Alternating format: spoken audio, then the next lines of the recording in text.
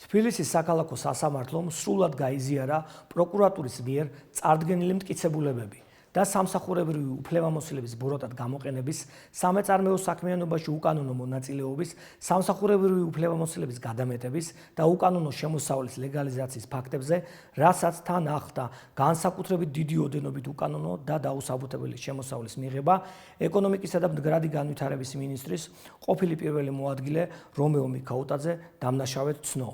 სასამართლო პროცესზე გამოკვლეული მტკიცებულებებით დადასტურდა, რომ მჯავრდებული საჯარო სამსახურში მაღალ, მათ შორის სახელმწიფო პოლიტიკურ თანამდებობებზე მუშაობის პერიოდში კანონით აკრძალული ქონებრივი ან სხვა სიკეთის მიღების მიზნით სისტემატურად იყენებდა თანამდებობას და მასთან დაკავშირებულ შესაძლებლობებს, მათ შორის პირადი სარგებლის მიღების მიზნით ენერგეტიკის სფეროში მის მიერ დაფუძნებული და მმართველობის ქვეშ არსებული ენერგოკომპანიებისთვის არამართლზომიერი უპირატესობის მისანიჭებლად, რომლებშიც ასევე ფლობდა წილებს და ფორმალურად ნდობით აღჭურვილ პირებზე აფორმებდა.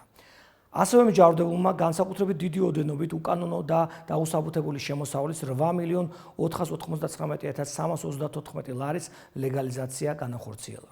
თბილისის საქალაქო სასამართლომ რომეო მიქაუტაძე დამნაშავედ ცნო წარდგენილ ბრალდებაში და სასჯელის სახე და ზომად 10 წლით თავისუფლების აღკვეთა განუსაზღვრა. ამავე განაჩენით რომეო მიქაუტაძეს სახელმწიფო სასარგებლოდ 6 მილიონ ლარამდე ქონება ჩამოერთვა, მათ შორის ესპანეთში მდებარე უძრავი ქონება.